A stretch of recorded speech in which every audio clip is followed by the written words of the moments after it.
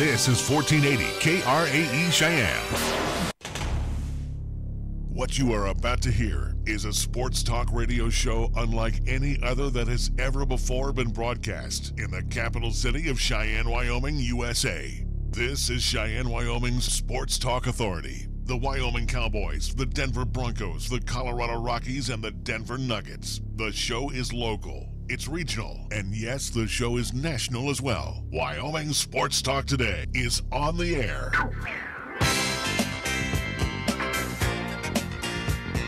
If they're talking sports on the radio in Cheyenne, this is the place it happens. This is Wyoming Sports Talk Today. And welcome back to Wyoming Sports Talk Today for Monday afternoon, being brought to you by Taco John's of Cheyenne, Jolly Rogers RV Sales and Service on Highway 30, Chick-fil-A at the corner of Windmill and Del Range, where they're serving up 3 squares Monday through Saturday. Kia of Cheyenne over on Nation Way 18's must go. So put a ribbon on it and put it in the driveway for this Christmas season. The 19s are arriving, and they are looking pretty swift as well. Platte Valley Bank, 2 banking locations over at the corner of College and Pershing. That's the east side location. For the original location, you head on over to Van High Avenue. Medicap Pharmacy for all your pharmaceutical needs over on Bluegrass Circle next door to Texas Roadhouse. Lennox Auto Body ×2.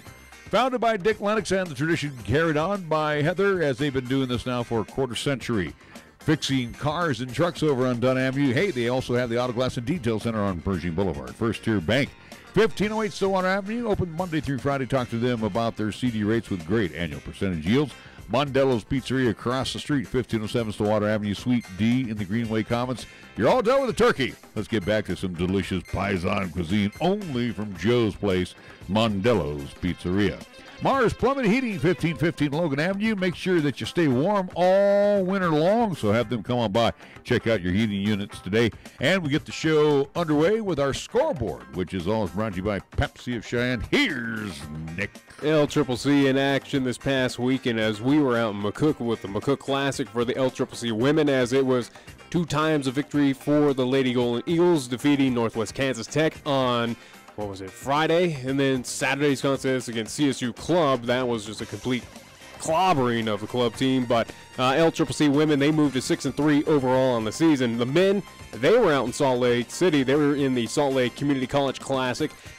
Did not go so well for the men, unfortunately, against Snow College and the number 8 ranked Salt Lake City Community College. They went 0-2 this past weekend. They fall to 3-6 overall. NHL action for tonight. It's a short one, but we will see the Toronto Maple Leafs hosting the Boston Bruins. New Jersey Devils in Florida taking on the Panthers. New York Islanders hosting the Washington Caps at the Barclays Center. New York Rangers in Madison Square Garden taking on the Ottawa Senators, and the Columbus Blue Jackets in Detroit taking on the Red Wings at Little Caesars Arena. That's what's happening. NHL action for tonight. From the National Football League, it will be Monday Night Football. It will be in Houston, Texas, where they are in mourning right now, as Robert McNair, the Texans owner, passing away over the weekend. They will have the football game tonight. Texans will play host to the Tennessee Titans. In the NBA, Bucks will be at the Hornets tonight at the Spectrum Center in Charlotte. Timberwolves and the Cavaliers at the Quicken Loans Arena. The Rockets and the Wizards at the Capital One Arena in D.C. That's, of course, the District of Criminals. The United Center tonight with the Bulls hosting the San Antonio Spurs. Celtics and the Pelicans in the Smoothie King Arena in New Orleans. Pacers and the Jazz in the Vivint Smart Home Arena in Salt Lake City. And the Warriors will be back at the Oracle Arena. They'll have a date with the Orlando Magic. Our scoreboard brought to you by Pepsi of Cheyenne. Hi, I'm Alex White, tea master at Pure Leaf. When I make tea, everything I know goes into it. You can't be impatient. When I craft Pure Leaf iced tea, I don't take shortcuts, because I want you to have the same amazing taste of iced tea that I do. So I start with fresh picked tea leaves. Then, after they're delicately dried, I blend and brew them at a lower temperature to draw out their unique aromas. And then I taste and fine-tune the blend for a delicious smooth iced tea. I'd love to have you take a sip right now, but that's one thing we can't do over the radio.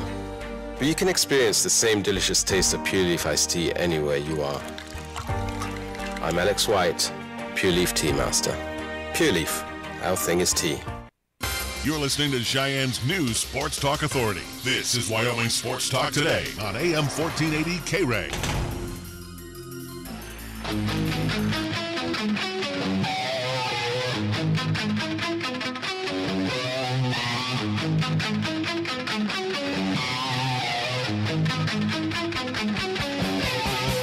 We are back after the Thanksgiving holiday weekend. Of course, everybody, hope you had a wonderful turkey day. I know at our casa it was real quick. Get the food on the table, get the dishes washed, and then we were hopping aboard a bus heading towards the McCook. Again, turkey was really good. Got to admit that. And all the fixings. Sure. I enjoy Thanksgiving. That's one of my favorite holidays. You know, with you guys all being grown up, Christmas, birthdays, Well, holidays are kind of at this point in time. For me, it was just another day.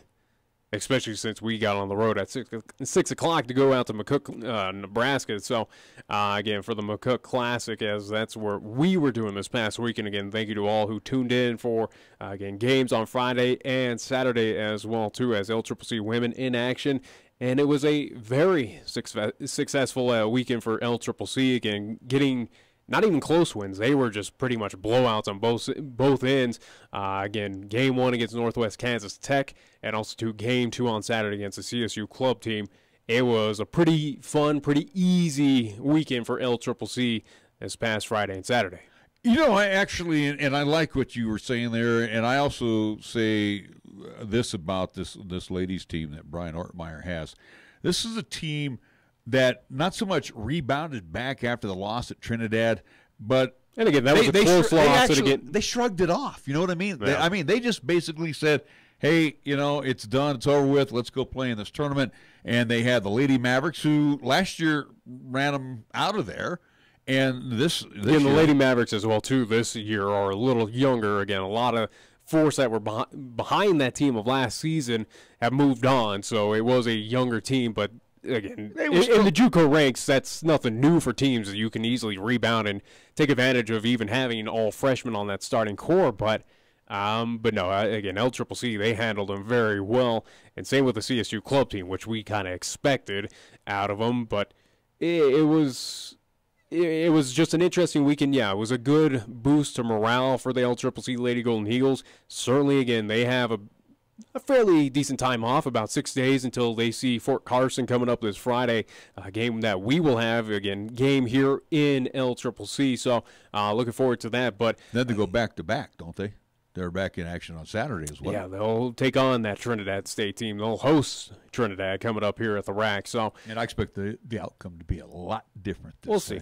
We'll certainly see again. I think LCCC proved down in Trinidad that they were the better team, and only losing by 5 with all odds behind, at least against them, including the referee crew down there in Trinidad, Colorado. But again, Saturday will be an interesting spot. Will be interesting to see. One little interesting factoid that we saw over, and again, kudos to Coach Ortmeyer for what he did this past, I do believe it was on Friday, early Friday morning, where he brought the team in before we headed over to the gym and kind of did a little team exercise, team building, got them all together, a little friendly, as, again, we're here in the early stages of the season, still a filling out process to get those sophomores, freshmen who are joining from all across the country to kind of bond and get together. So, it kind of reflected on the court of what I saw. And again, it was something that we failed to mention on air, but it was something that I wanted to point out of that team building exercise proved to be very good for that team. Oh, yeah, absolutely. And again, you know, you have a handful of sophomores. Gabby is considered a redshirt freshman, Gabby O'Connor. But, yeah, I think you're right. It's one of those, and both Coach Ortmeyer and Coach Ronaldo, they got the team together, and you have that discussion. And what you're doing, you got to remember, you got about 13, 14 different personalities. Yeah. And you're trying to mold them. And again, they're coming from different parts of the country, Texas, Utah, Colorado, South Dakota. You're trying to mold them into a team, 5 on the floor and the support on the bench. And then when those 5 come off, you have the others that come on, and you're trying to make sure that they all work within the system. And again, you're right. you're trying to eliminate grouping. It again, it's all a group effort. It's one team. So, again, Coach Ortmeyer just trying to eliminate at least any difficulties throughout the season of just, again, we kind of saw it of people breaking off into groups almost, kind of isolating themselves, where, again, kudos to Coach Ortmeyer kind of spotting that as well, too, and addressing that as soon as possible, going, hey, all right, let's introduce you all, let's have a team-building exercise again. And it proved to be very worthwhile for this past weekend. Again, we'll see what happens coming up this weekend as, again, back in action for LCCC women. They have a little bit of a layoff, so hopefully they can take advantage of that, get a little bit healthy, at least healthier, as there's really no major issues right now with the LCCC Lady Golden Eagles. A couple young ladies that are injured right now. One's in a boot and one's wearing I'm just talking about the core, though. Your right. starters just might be a little bit tired at this point in time, as it's been kind of bang, zoom, and go, constantly go, go, go.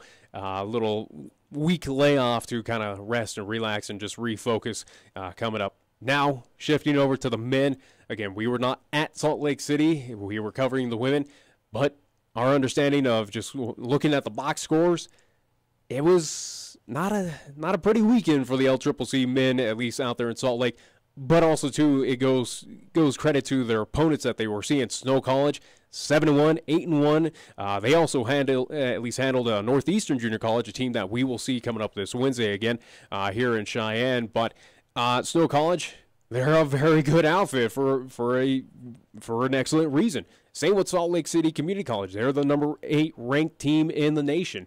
And they gave it all to, at least, again, LCCC. They were kind of walking into the Wolves' Den heading out to Utah this past week. Yeah, you have to give, Coach Ficka his due, along with Coach Salisbury. They had him prepared for the Saturday night game, the Friday night game, but that one they just got blown out. That one you just kind of they shrugged it off, and they came back Saturday. And again, things that are bugaboos right now for the Golden Eagles: free throw shooting, free throws.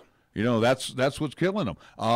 Inside rebounding, especially on the offensive side, they're not crashing the boards as they should be. And again, you've got the tall timber in there. You got 3 guys. You have David Applegren, you have Hayden Collier, and you have Hunter Sever. Yeah. That these guys are 7'1", 6'10", 6'11", respectively. Yeah. And these guys need to go in there, and they need to start muscling these other guys out. And they're kind of a little timid of what we've seen so far of the men. They're a little timid to get in the inside, be a little physical. Again, when we talk with Hayden Collier, they're not used to that in New Zealand. They're not used to being aggressive compared to what is played here in the States. So it's trying to get over that echelon, trying to break that barrier for those guys. Again, also to Applegren coming across the sea as well here to LCCC. So it's something that Coach Vick is hopefully going to work on. Again, they got a tough test coming up this Wednesday against Northeastern. We saw what happened down there in Sterling. Fortunate enough, you're back here at home hosting this team, and hopefully what's on your mind is getting a little revenge on the Plainsmen. Well, and also, too, you are, looking at a couple of injuries that are, possible starters. Anthony Munson, who should be ready to roll here. Again, will he be in the starting lineup? Maybe Coach Fickle will have him ready after the Christmas break. And then, of course, you're looking at Willie Jones, who last time we saw him was still in a foot boot. Yeah. So hopefully, that is healing up for him. And again, he can get back into, practice mode with the team. So you can tell there's a couple pieces that are missing, and they're looking forward to those pieces coming back. But also, too, you're starting to see those young men stepping forward that want to make noise for this team, like Sprajan. He's one that definitely comes off the bench and he makes an impact right away. Yeah. Patoma. Well, you know what you're getting out of Patoma. Zoko. He is the constant with LCCC again. He is going to be your main scorer of this Golden Eagles team. We know that in and out. Again, you even look at the stat lines from this past weekend. Patoma was top of line across the boards, but yeah, again, you need to look at a Courtney Dean who needs to at least kind of embrace a role, so to speak, at least kind of assist on this team. And again, the bigs have to, again, right now it's free throw shooting that is killing this team. And again, Coach Ficka will tell that to us many a time. We know we know it from him. And also, too, again, the bigs. They got to get in inside. They got to get aggressive. I think other than David Appelgren, I think Appelgren can be aggressive. He has been on that inside. He has been that kind of rebounder that LCCC's trying. It's not a consistent. It's not a consistent for him, but he can be. He's trying to get into that role. He will make Courtney Dean's job a lot easier because again, too, Dean as that forward on the other side. Yeah. When he goes in there and tries to crash, he's only 6'6". And you got Appelgren in there and maybe Collier to a certain degree. These guys keeping that ball alive, that would help a Courtney Dean's effort to come away with some of those rebounds too. So, again, it's another one of these team builders that is going to eventually come. But, again, nobody's panicking because it's preseason. Yeah, it's not Region 9 play right now. Great. That was a great sound from you right there. I know. I'm sorry. This is just what happens when you are – when you're old and when you're rebuilt like me. Yeah, whatever. But again, LCCC men, though, wasn't a pretty effort, at least this past weekend. Again, losing 2 straight, now moved to 3-6 overall. They will take on Northeastern, who also, too, got beat up a bit out there at Salt Lake City. So they will be kind of licking their wounds heading back this way, at least up north, here at the Rack again. A game coming up this Wednesday, 6 o'clock tip-off, 5:40 pregame here on 1480 AM, 101.1 FM, 1480KRAE.com. And again, video live streaming on Periscope and YouTube, at least on the 1480KRAE YouTube channel. So, again, tune in. Looking forward to it. Hopefully, LCCC can get a little revenge coming up. And it's, again, against a Northeastern team that's struggled a bit. I at least looking at their schedule so far, at least their standings, they're 6-5. They've kind of trailed off since the hot start that they had at the beginning of this year. And I don't expect what happened in Sterling to happen here coming up on Wednesday. Do they win? Yeah, very well. They possibly could beat LCCC. Again, LCCC is still trying to find their they're looking for it. They're looking for that identity right now. And that's where Coach Vickers says, hey, we'll probably get that identity, or at least his time frame for that identity is around January, where we are in the thick of Region 9 North action coming up. So right now, yeah. Is it panic time there? Not really. Again, 3-6. Not too worried about it. Again, what's on his eye is conference and how he competes with the Westerns of the world, the Eastern Wyomings, the Casper Colleges. That's his real worry for this season. And again, too, playing that team defense. I mean, this is something that he's really expecting out of his team this year, is to play a little more hard-nosed defense. All right, we're going to take a timeout. We're going to come back. We got more Wyoming sports talk today after these words right here on 1480 KRAE. Taco John's presents Olay the Day Pep Talks. All right, good half of football, boys. Now, good is good, but we can always be better. Look at Taco John's. They took those tasty little potato lays and loaded them up with bacon and ranch and all kinds of good stuff. They made something good even better. Taco John's new loaded potato olays are loaded with craveable toppings for breakfast, lunch, dinner, and even dessert. So olay the day, boys, and play like you're making loaded potato lays. Olay the Day at Taco John's. Are you tired of paying ATM fees? Hi, this is Rick Flood, president of Platte Valley Bank in Cheyenne. Use your Platte Valley Bank ATM or Visa debit card at any ATM anywhere. We won't charge you a fee on our end, and we'll reimburse any fee you incur at any other ATM. That's right, no ATM fees at Platte Valley Bank. How about that? Platte Valley Bank, 3310 North College Drive and 421 Van High Avenue, or pvbank.com. Member FDIC, Equal Housing Lender.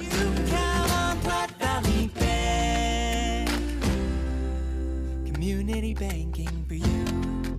Due to our stormy season this summer, Jolly Rogers RV Sales and Service is offering you a hail of a deal on a wide variety of travel trailers, including toy haulers. Get up to an additional 50% off MSRP on Jolly Rogers' already low prices. Check out their new and used inventory. Damaged or not, you can still travel in style. Call Jolly Rogers RV Sales and Service today, your exclusive Jayco dealer, at 634-8457. See them at 6102 U.S. Highway 30 or go to jollyrogersrv.com.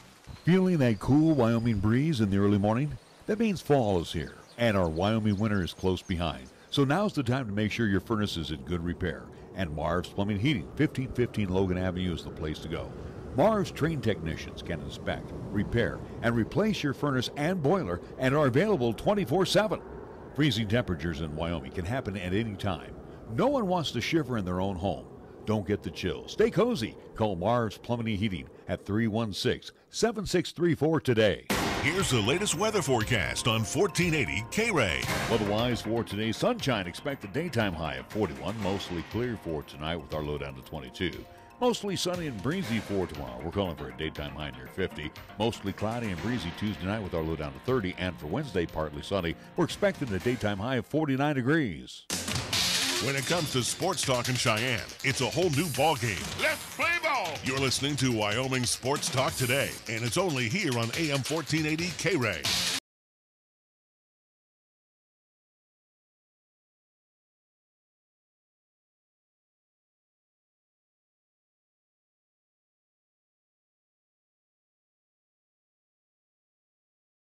Talk about the JUCO situation. Again, we will be on the air Wednesday with men's action, ladies action Friday, and then we give you a double dip of men's and women's action from the rack.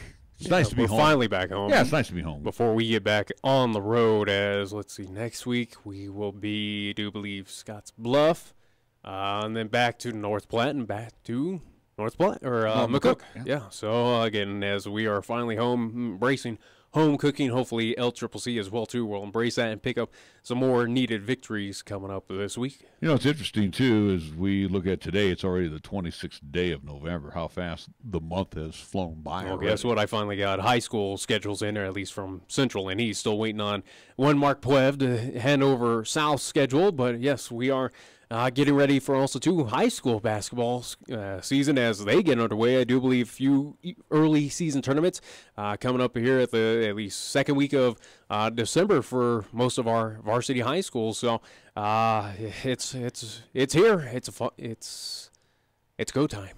Well, today's officially the first day of practice for the high schools, I do believe. Let me ask you this question. Are you planning to do the same thing as we do with LCCC for the high schools as well? I would. Why wouldn't I? Well, I'm just curious. I don't know what you got planned, so I was just... Yeah, because, again, you're not going to do anything. You're just a complete waste of time. So, Yep. Again, clearly as you're yawning as well, so you're just as bad. You're just bad as those across town. You bore me. So you're about as boring as them across town. How about go join them on their talk show? How you always just rip on me, and you have no right to rip on me. I do. You bore me with it, and I think because again, you're not in it too. You have no clue. You have no clue to some of the things that you talk about sometimes. So you don't either. I just sit here and go, okay, whatever. Anyway, I probably have the closest pulse to anything compared to you. Yeah, okay. Kind of like how I did my research, as we'll get into it, where, again, the Cowboys wrap up their football season this past Saturday down in Albuquerque, defeating New Mexico Lobos. Did a little research as well, too, to compare, at least as I did early in the season, and I will this tail end of the season of the former head coaches of UW to what Craig Bull has done so far as he gets his team bowl eligible. You get all this stuff here, and this is great, and we'll talk about it. I don't have a problem with it. I think it's worth to talk about. It's significant, but it means bupkis. It certainly does now. I mean, the big question is, Wyoming defeated pretty handily New Mexico. You should have. They were favored by 7 points going into that game. New Mexico, they were 3-8. Yeah, it's not a good outfit. You should have defeated them even on the road. It does not surprise me that they win like that. The offense games finally showed up in the last contest. I know, but your last 4 games were against teams that were below you and sucked. We're subpar. And you almost lost to the Air Force. Yeah, you got lucky with that contest, but again, they'll blame weather and other factors on that one. Nothing. But again, be thankful you won that one. Your 6 wins, none of them were that impressive. And I'll even include Wofford in that, who has done well for themselves. They're top. New Mexico State was impressive. They're still New Mexico State. It was an impressive win in the opening part of the season because it kind of gave us the But it's a team you should have beat. It was a team that Wyoming was clearly favored in. And again, so far they're 6-6 for Wyoming. They're on the outside looking in. Again, they are bowl eligible.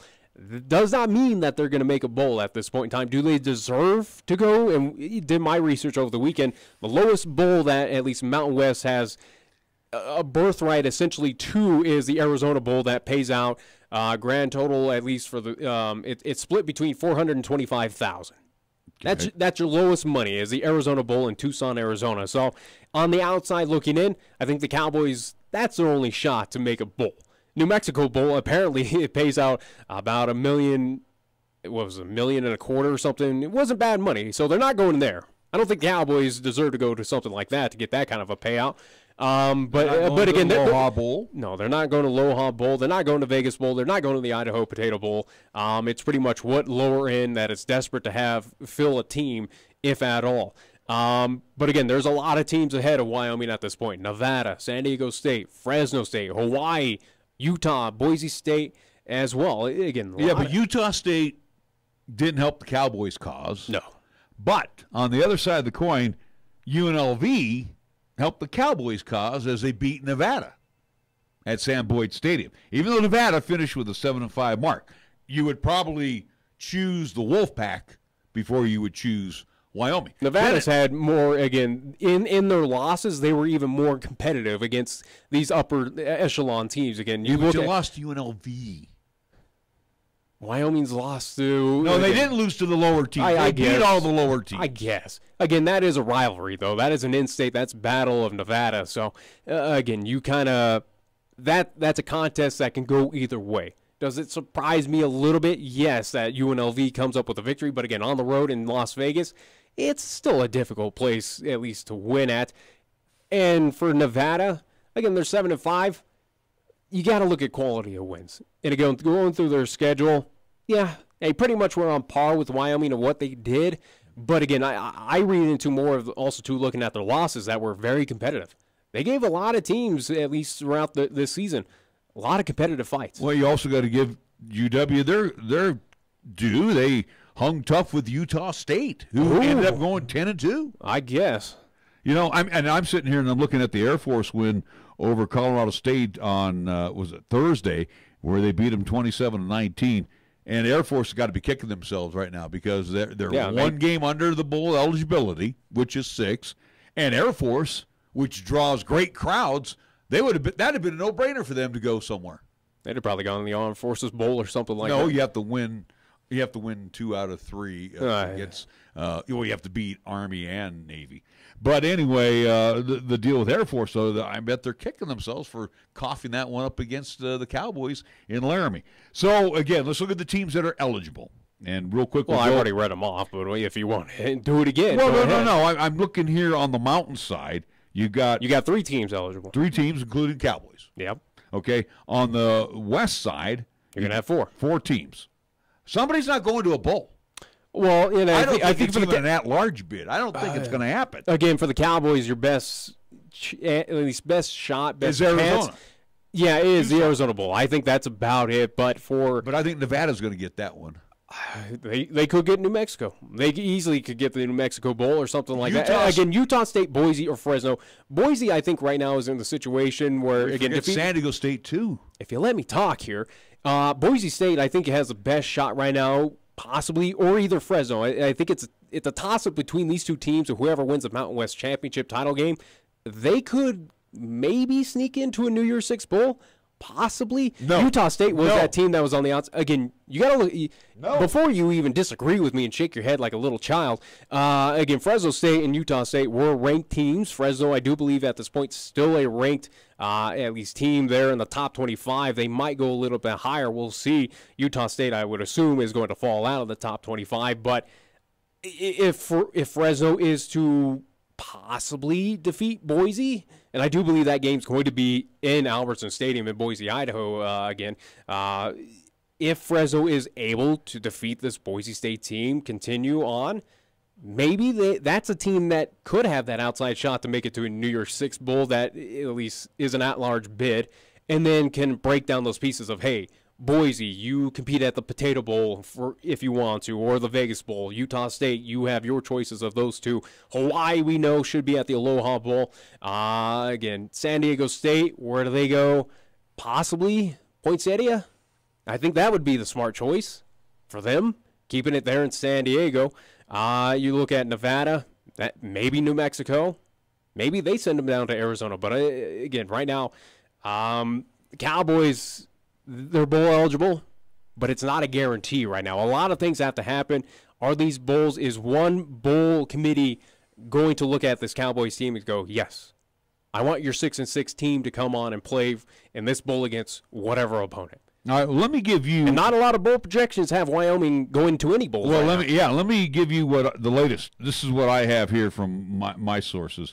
Right now we have the Hawaii Bowl with Hawaii versus Southern Miss. This is as of today. These are projections. That's on December 22nd. The 28th would be the Nova Loans Arizona Bowl. There you go. And the projection is San Diego State versus Arkansas State. The Cheez-It Bowl, oh, by the way. The hell is that? Yeah, it's going to be at Chase Field in Phoenix. It's the Big 12 versus the Pac-12, but the Mountain West is the conditional tie-in team, and the projection there is Utah State versus Baylor. All right. So those are the only three that I see right now that are possible. Again, you could throw out millions of scenarios and anyone can hit. But the Arizona Bowl is already tied into San Diego. Does Wyoming get an at-large bid of a Sun Belt team that isn't there, or something that, again, kind of an outside, not tied to a Mountain West team? Could Wyoming sneak in? I don't think so on that one either. But it's who knows? Again, this is a team under Craig Bohl that's gone to back-to-back bowl games. Is that also too going to play in a factor of, hey, this is a team that's recently been winning? Granted, that was due to one Josh Allen helping out this team. But is it something that plays also too in these committees going, hey, you've been to back-to-back bowls, you are kind of building up that reputation. Like, for instance, again, when we talked over this past weekend with Nebraska, when they were 5-7, they have that, at least they have that notoriety of being a successful program that, hey, bowl committees allowed it, going, well, you're not bowl eligible, but we know that you were going to have people to travel. Is that something that at least Wyoming could take advantage of? I don't know. I'm telling you right now, Wyoming's going to be on the outside looking in on this thing. No, absolutely. The Gildan New Mexico Bowl looks like, and everybody's thinking that Boise State's going to beat Fresno again because I think it's on the Smurf turf coming up for the championship. Fresno State will be in the Gildan New Mexico Bowl taking on North Texas. Yeah. The Las Vegas Bowl will have Boise State versus Stanford. That's good. I think that's one of the better matchups. The famous Idaho Potato Bowl, Nevada versus Northern Illinois. Okay. You don't see Wyoming in the 6 bowls that I read to you here. Again, we're talking Gildan, New Mexico Bowl, Las Vegas Bowl. I think with Utah State was that team tossed out of how well they were doing, again, without the one loss just being on the road against Michigan State. And it's a Cheez-It Bowl, which is their at-large bid. Right. Anyways, Utah State was that one team in the Mountain West that had a shot if they were to defeat Boise on the road, that they would be 11-1. They would have won the Mountain Division, competed in the Mountain West Championship. That was a team that was the namesake, the hope for the Mountain West to move on to an at-large bid to a bigger and better bowl to get the Mountain West on the map. Well, they unfortunately lost this past weekend, and now kind of bumps them down. And now we see in the at least recent bowl projections that, yes, it kind of reflects that. Now they're not going to be at that, Fiesta Bowl or one of those big-time New Year's Six bowls. So that hurts. That hurts for the Wyoming Cowboys. It certainly does. And again, we can't emphasize enough that this team is bowl eligible, but there is no guarantee at 6-6 that this team is going to the postseason. And there's no guarantee. And there's no bowl out there wanting them right now. Well, not yet. Again, could those committees be swayed by back-to-back, at least bowl appearances for this team? Again, Craig Bohl, the fans are going to travel, whether it is to New Mexico, whether it is to Tucson, whether it is to Boise. These fans are going to travel. Does that weigh into bowl committee factors of saying, well, here's this one. It ain't great, but here's your opportunity, Wyoming, to play. Well, it'll probably be based on San Diego State. Do they really want to go to the Arizona Bowl? With that low of a payout, probably not. I think San Diego State probably deserves a little bit better. Whatever team goes from Mountain West is going to be a loss. Because again, if it's $425,000 payout, and again, $212,500 for each team, and I think you said $412 to me the other night. Either way, $425,000. So again, $212,500. Half of that right away goes to the Mountain West. Mm-hmm. Okay, so now you're down to about $106,000 that you have to sell in tickets to get the $106,000. It's not that you get paid to go to this bowl game. You have to. It's based on how many tickets you sell, And you're giving a block of tickets to I think Wyoming could sell a decent amount. Maybe again, those fans are going to show. Absolutely, yeah. I think absolutely. You'll get those snowbirds down there in New Mexico, down there in Arizona. Absolutely, that'll travel. Folks up here who want to get away from the cold, yeah, they're going to go down to the warmer climates and take advantage of that. I think fans will travel no matter what. Again, will it be in big droves? Probably not. It's probably not going to be enough where it's going to at least take care of all of the tickets that Wyoming has available. I don't see that. It's not the Copper Bowl like it was in years past in the 90s. It doesn't have that prestige. We're not facing a Big 12 team like Kansas State. I think it's a nothing bowl. I think for Wyoming, your best shot is you're going to probably take on a team out of the Sun Belt, maybe Conference USA, one of those mid-major conferences across the land, and that's about it. The one bowl projection I saw, at least matchup for Wyoming, the one lone one I saw, is that they would possibly take on UL, at least Louisiana Monroe, out of the Sun Belt. And all of a sudden now they have been knocked out of that. So again, this is as of today has been updated. So 6 teams from the Mountain West are going to get bowl invites. The Cowboys right now, according to this source, they're on the outside looking in. So. Yeah. And we'll know more here probably after all of the invitations are sent out. Cowboy season is done as they wrap up. At least the regular season is wrapped up. Yeah, postseason is still up in the air. So you came up with, as a matter of fact, we'll keep it here. We'll look at these numbers here. So, and again, you be the judge, and I already know what the answer is to this. Well, yeah, I think we both do now at this point. Again, with how again winning 4 straight in a row. Oh, I think it was a job saver. Yeah, absolutely. I think where Craig Bull was pretty much on the hot seat, it's kind of cooled off at this point in time. But as I did earlier in the season, as things were a little dire for the Cowboys, I'll do it again where, yes, the Cowboys finishing 6-6, 4-4 in the Mountain West to wrap up this regular season, the 2018 season. I did a little comparison to the previous 2 head coaches in Wyoming Cowboy history, one being Joe Glenn of 2003 to 2008 and Dave Christensen 2009 to 2013.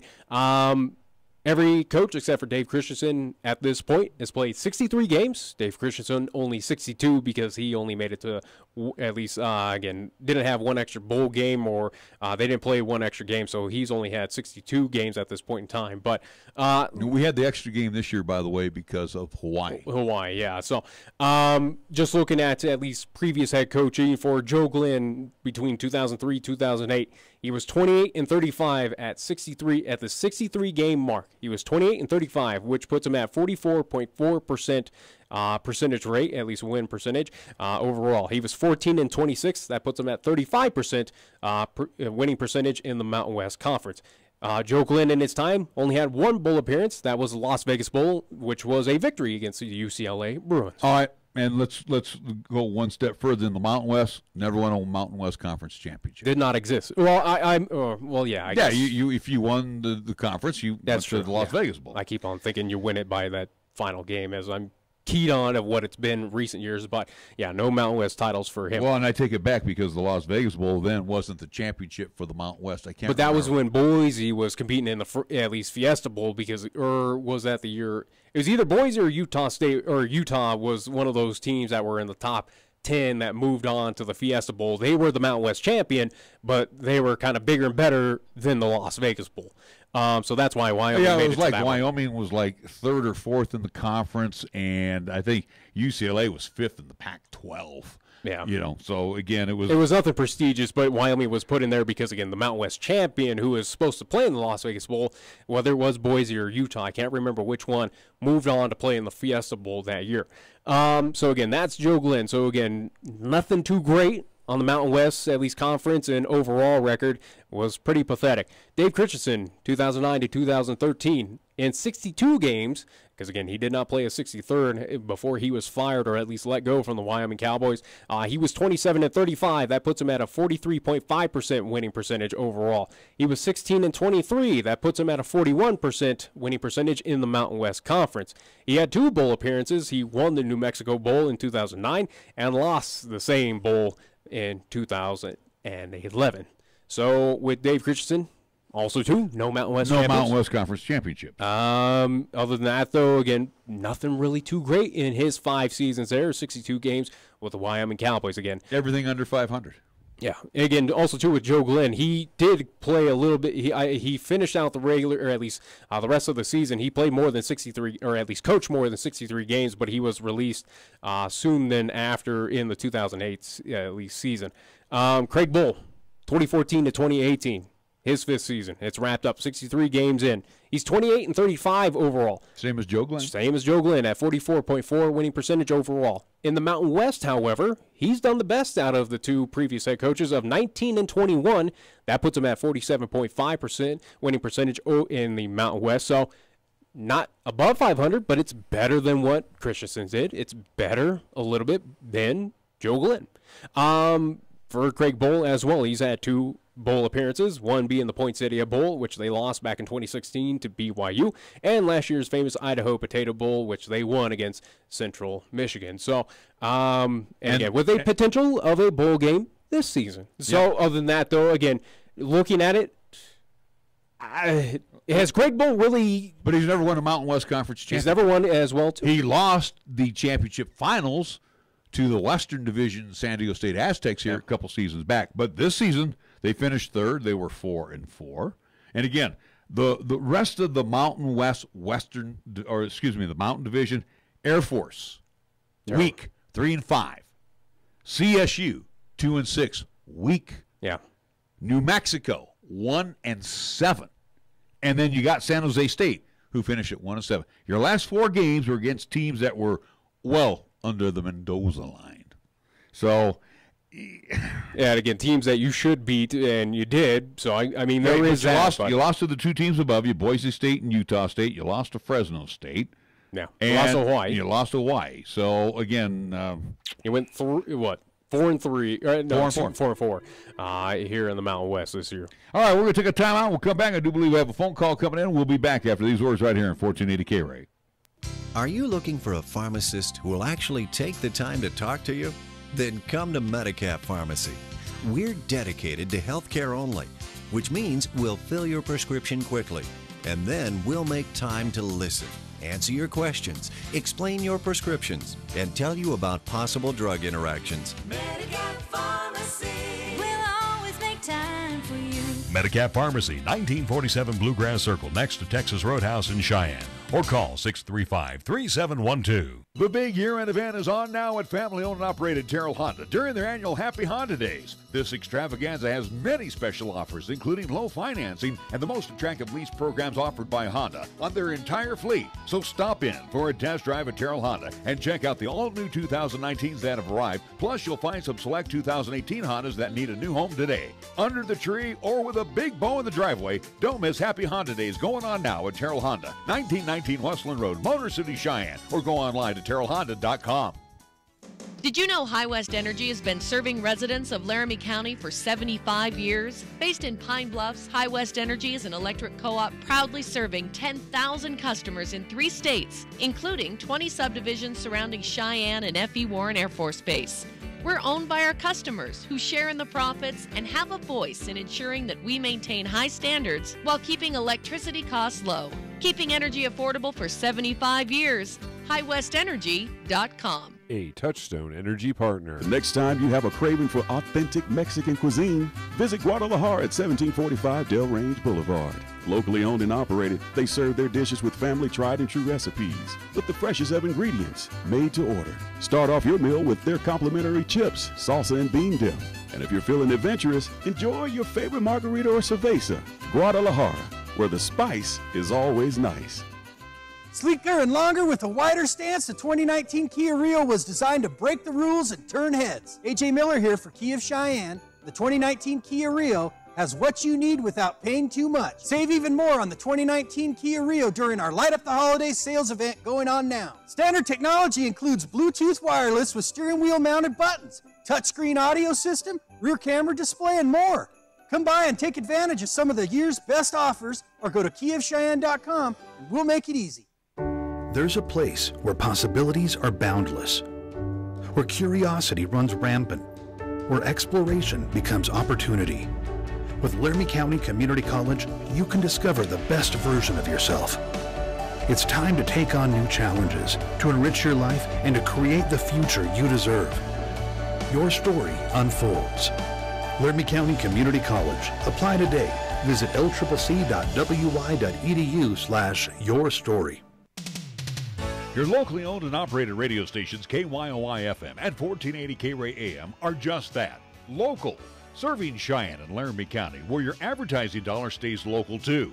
It doesn't end up in Colorado, Oklahoma, New Hampshire, or even New York.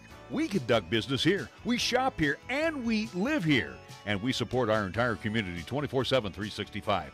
Just because it has a window dressing doesn't mean it isn't a facade. A reminder from KYOI and 1480 KRAE. When you say Mondello Pizzeria, think authentic Italian. When you say Mondello Pizzeria, think made fresh from scratch. When you say Mondello Pizzeria, think great pizza, delicious Philly cheesesteak, superb hot and cold Italian sandwiches, meatballs, sausage, and special subs, calzones, crisp salads, and great service. When you say Mondello's Pizzeria, think unmatched Italian taste. Mondello's Pizzeria, 1507 Stillwater Avenue, your only true Italian stop for lunch or dinner. Here's the latest weather forecast on 1480 KRAE. Weather-wise for today, sunshine, expect a daytime high of 41, mostly clear for tonight with our low down to 22. Mostly sunny and breezy for tomorrow. We're calling for a daytime high near 50. Mostly cloudy and breezy Tuesday night with our low down to 30. And for Wednesday, partly sunny. We're expecting a daytime high of 49 degrees. Tired of lazy and predictable sports talk radio? We know you are. This is Cheyenne's new sports radio home. It's Wyoming Sports Talk Today, and it's right here on AM 1480 KRAE.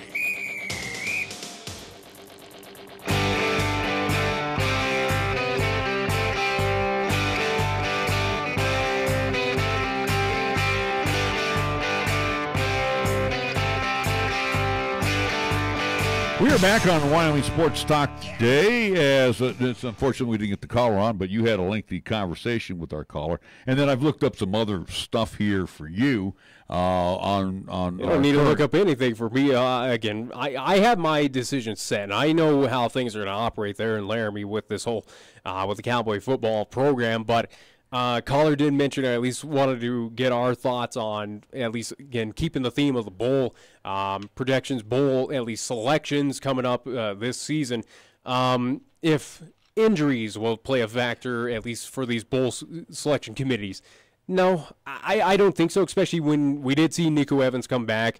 The only major injury, at least for this Cowboys team at this point in time, John Chambers is Chambers. Yeah. But again, even Tyler Vanderwall held his own. Again, wasn't anything impressive against New Mexico, but the offense did show up, again, putting up 31 points. What I do believe in this entire season, at least it's the second most points they've scored at least this season for the Wyoming Cowboys. So I guess it is not a bad way to wrap up the regular season. But again, will injuries play a factor into deciding if the Cowboys do or make? No, it's basically bowl committees are just more so looking at of, hey, are they going to make money? Are they going to have fans at this bowl?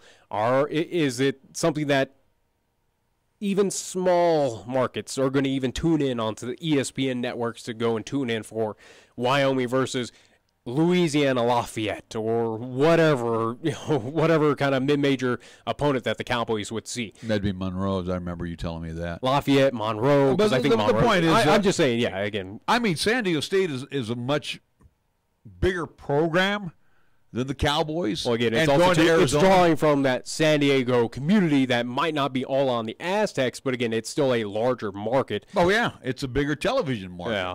So, and again, that's going to play into factor as well too. Wyoming, yeah, you have the state that might tune in. Is it going to be all 500,000 of us here in the state? No. That's, again, not everyone's a Cowboy fan here in the state. It would be a front range market, but again, it pales in comparison to the San Diego market. But again, it's all about money. TV. It's about money. And again, I think with San Diego State, they have a better record than the Cowboys. They went 4-4 in the West, and they're 7-5 overall. So, and for Arizona, it's a hop, skip, and a jump. Yeah, for San Diego State to go to Tucson. So here's the thing too: when you were reading these numbers on the coaches, and which where you're going with it, in my opinion, again, I'll go with it right now. I brought up those numbers because nothing is that impressive. you basically, for Craig Bull, compared to Joe Glenn, compared to Dave Christensen, again, two coaches who are no longer a part of this program. In 5 years, he's done bupkis. He hasn't done anything anything impressive. Well, and here's the deal. You got to remember, after his third year before they hosted the Mountain West Conference Championship at Laramie against San Diego State, they gave him a 7-year contract extension. He's under contract with UW to the year 2023. Yeah. This is 18, pal. You think they're going to break that contract anytime soon? Oh, I'm going to tell you right now. It's 2018? There's a buyout clause. Yeah. And the buyout, should Bull take another job, begins at $6.5 million in the first year of his new contract and declines annually. Guess what? We're in the new part of the contract. We're in the early stages of this contract. So $6 million, you're looking at 5, or at least, 5, maybe 6 years. Yeah, that's a lot of moolah that the Cowboys would be. How about to the tune of about $1.4 million? Yeah. So to be mediocre. So I mean, let's get that out there right now. And Coach Bull, whether he agrees or disagrees with me, and which way this team's heading for next season, and again, we're losing a lot of the defense. Yeah, the defense that kept graduated some really good players. That kept you in against a Utah State, that kept you, or at least competitive in some of these contests. You're losing a lot of them. Again, Winger to name one, where he's going to move on. He should be in the NFL. Granderson as well. Right down the list. You worry. You worry, again, if this is what the team was with a top 5 defense projected at the beginning of the season, an offense that was a question mark, the offense is still going to be a question mark going into next season. Nico Evans is graduating, so I mean, we got a couple of good running backs. I think Valladay, you could he's not Nico Evans, but he shows stints that he can be. Again, I still believe in Tyler Vanderwall. I think Tyler Vanderwall, again, you put him in the right offensive system, not the Cowboy system that one Brent Vegan does, but I think in a kind of almost a West Coast style offense. You put Tyler Vanderwall in there where he can ad-lib, he can maneuver on the outside, not necessarily put him in a wildcat option, but Tyler Vanderwall has talent. But this offense just holds him back. And that's in my opinion. Of the home games that I've seen, again, also too, of at least most contests I've been able to see this season, I just think that offense holds him back of how good Tyler Vanderwall can be. He shows stints of it. He reminds me a lot of Josh Allen. And we see what Josh Allen can do. We saw what happened this past Sunday, what he can do against the Jacksonville Jaguars team. He can be great. But it does not bode well looking into next season, where you are losing a lot of pieces, a lot of seniors off of that defense that tried to keep you in for the most part in a lot of these games. 6-6. I think you better be fortunate to be 500 at this season, where next season it's going to, in my opinion, looking at it, it's not going to be any great. It's going to be rough. It's going to be probably what we see right now with CSU, of where they lost a lot of pieces. And look at CSU. They're in dire needs right now. Well, you mentioned Valladay. We also forgot about Javon Bigelow, too, that's true. Who's injured. But that's one piece of the pie. But you can't hang your hat on those pieces. The question is, offensively, next year, are they going to be an RPO? Are they going to be a run-pass option team? It's looking like it. I mean, if Chambers is going to be the guy? I think so. I think at this point in time, again, where they've seen success here in the at least later part of the season, again, it's against teams that were sub 500. So we have to reiterate that to that coaching, at least that coaching staff was saying, hey, this offense worked, but against CSU, against Utah, or excuse me, New Mexico, against San Jose State, you beat teams that you were supposed to beat with this offense. Congrats. Will it get it done? If this offense was playing against Washington State earlier this year, or you took it on the road against Missouri, do you think you'd have a better shot at beating them with that offense? I don't think so. I really don't. I think the results would still be the same. Yeah. But the question is, next season, again, you got 2 quarterbacks coming in, and hopefully John Chambers will recover from his injury, because a knee injury is not one that everybody's excited about, and it's always tough to rehab. We know how altering knee injuries can be, again, for a quarterback. And then the second part of that equation is, okay, so we have Chambers in there, who is not a great thrower. So he's not going to be expected to throw a lot. The pro style offense goes bye-bye under under Chambers. It'll become more like a Seattle Seahawks. I'm just saying, pro style is what you want probably if you're going to run that with Tyler Vanderwall. Right. I think that's your best component to do that if you want to run that offense. There's a lot of junk in that offense that they got to get rid of. And they're not going to. I mean, the fly sweep stinks. They still run that thing. And I know, it stinks. I mean, it's like, okay, you don't really surprise many teams with that. Is it just like gambling out there of going maybe a little? And you might want to teach the wide receivers to get to the sticks, then make their curls. Yeah. You know, or do their out patterns. We have a problem with that. It seems like they want to do quick slants on the outside of just getting the quick, like, again, faithful, just 4 or 5 yards. Oh, you have Vanderwall throwing the ball 40 yards for a 5-yard gain. Yeah.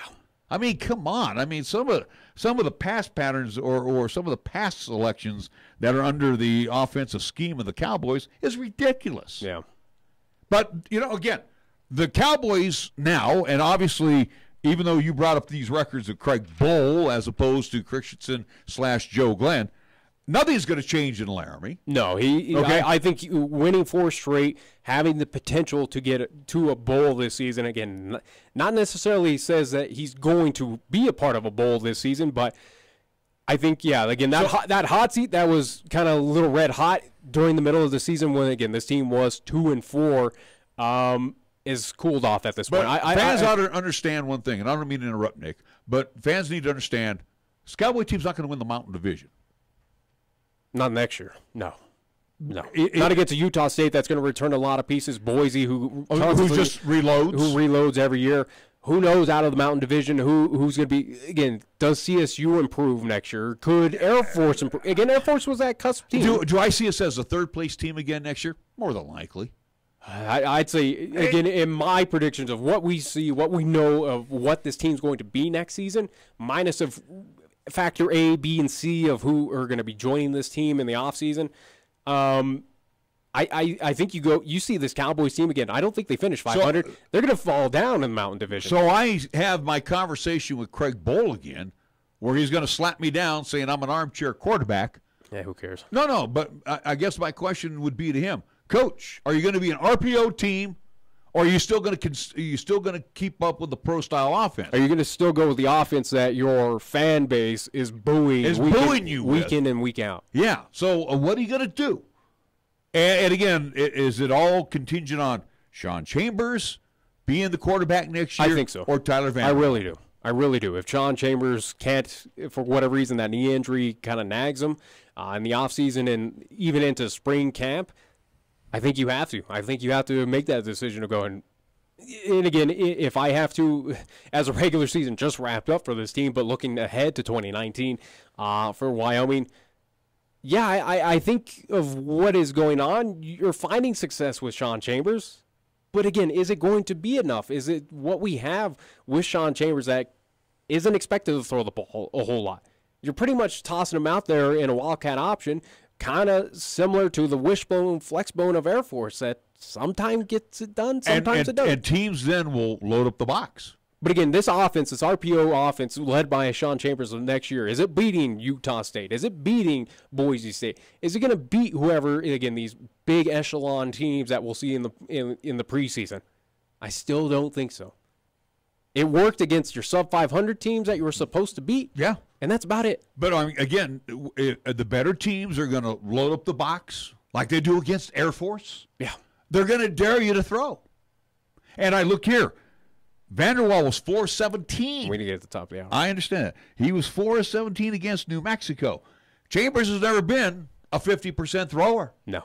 So, again, the better teams are going to have defenses. On a 3rd and 12, are you going to run with it, or you're going to have confidence in Sean Chambers? If you're an RPO team, you're going to probably run pass option. And that's a scary thing on 3rd and 12, where you already had difficulties trying, at least earlier in the season.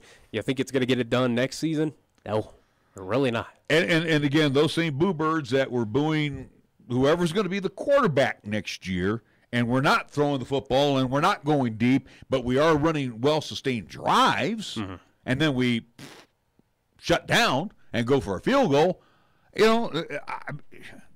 You're not going to be. If I'm you're not going to win a Mountain West Conference championship. If I'm Craig Bull, and again that coaching staff, Brett Vegan as well too, your offensive coordinator, you might want to just toss out what offensive playbook you have, burn it, and just bury it at this point in time, and try and look at some other programs, and not necessarily around the Mountain West. Don't need to copy Boise, don't need to copy Utah State as much as you probably should, since they know how to win. But this offense of what we saw this year, it needs to be 100% back and forth, up and down, revamped. There's no question about it. And the Cowboy fans are at least letting you know of how they feel about it. They've been doing it this entire season. And Craig Bull, I don't think you're deaf on the sidelines there. I'm pretty sure you can hear it because it was pretty loud where we were sitting as well too this season. My recommendation heading into 2019 season, figure out who's going to be your quarterback, what style is going to fit him the best, and let's get rid of this playbook and try something new because it's not working, and it hasn't worked in 5 years.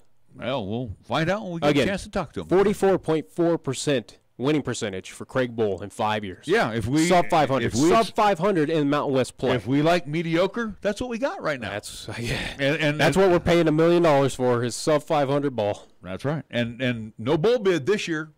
I just don't see. I don't see the bowl bid. It's not guaranteed, but it's heavily against the Cowboys to make a bowl. I'll say that. Yeah, it's probably. I won't deny them, but I don't. San Diego I don't State yeah. if they're going to take a bowl, because right now we're on the outside looking in. It's going to be tough. We got to take a timeout. Get into hour number 2. We'll be back after these words right here in 1480 KRAE. This is 1480 KRAE Cheyenne. Also being heard on translator K266CC Cheyenne at 101.1 FM. What you are about to hear is a sports talk radio show unlike any other that has ever before been broadcast in the capital city of Cheyenne, Wyoming, USA. This is Cheyenne, Wyoming's Sports Talk Authority. The Wyoming Cowboys, the Denver Broncos, the Colorado Rockies, and the Denver Nuggets. The show is local, it's regional, and yes, the show is national as well. Wyoming Sports Talk Today is on the air.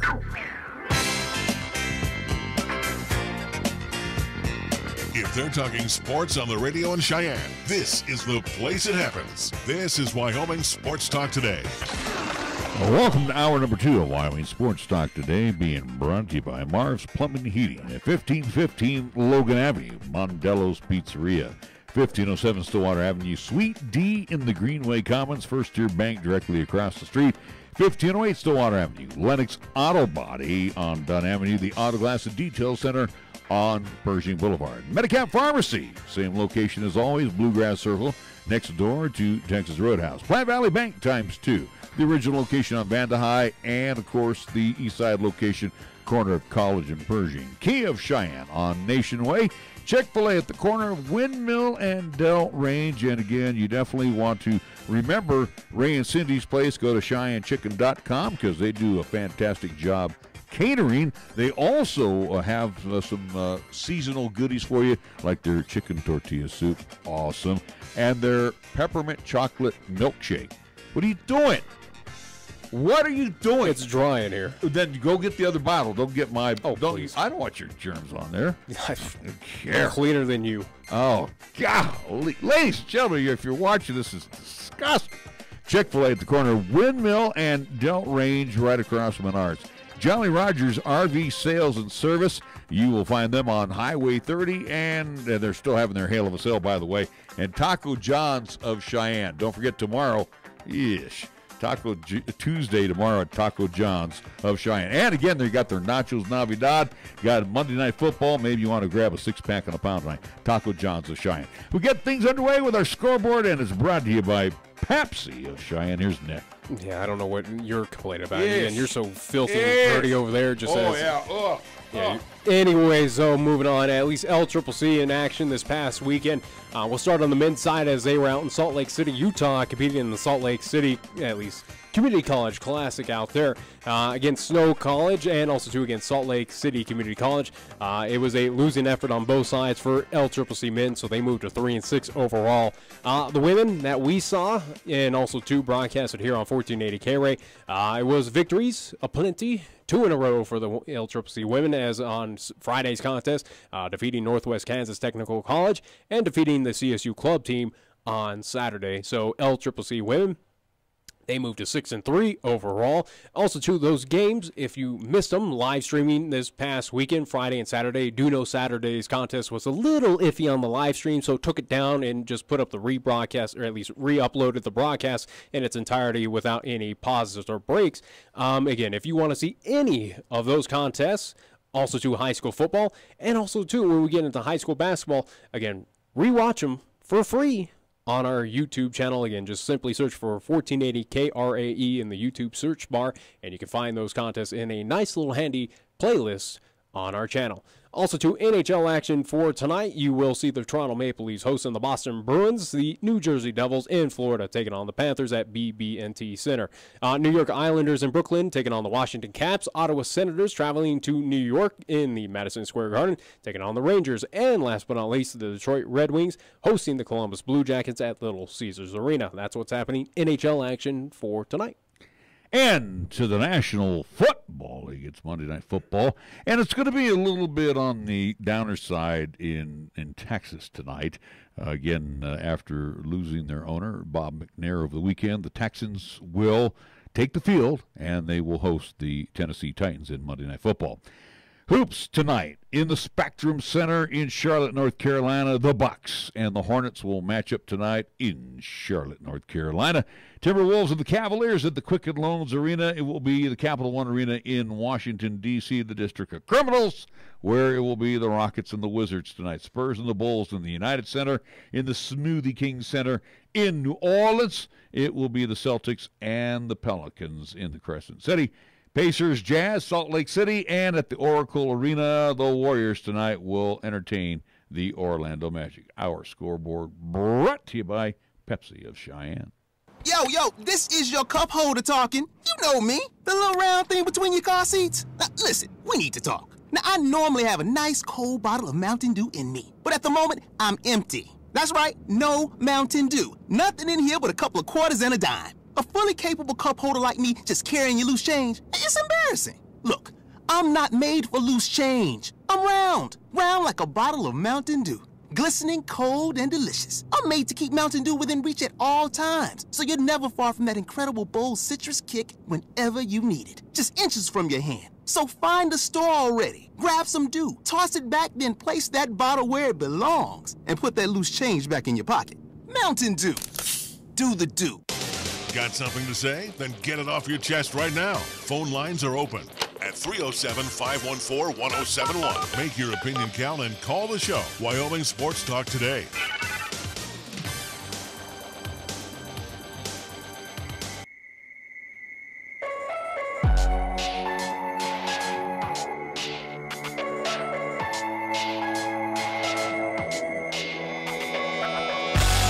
We are back on Wyoming Sports Talk today. Thank you to Josh Allen yesterday and the Buffalo Bills.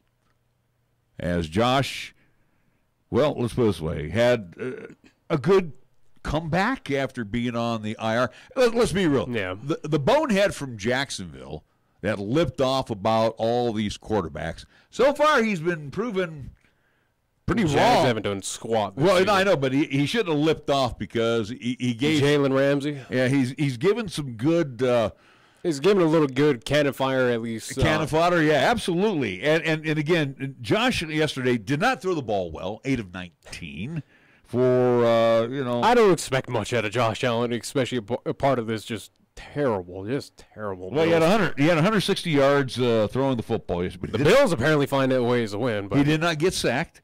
He rushed yesterday 13 times for 99 yards. That's a surprising stat is he did not get sacked. That's pretty much his MO right now. That offensive line for the Bills are just they shouldn't even be an offensive Jacksonville, to me, even though they did well last year, they are a train wreck.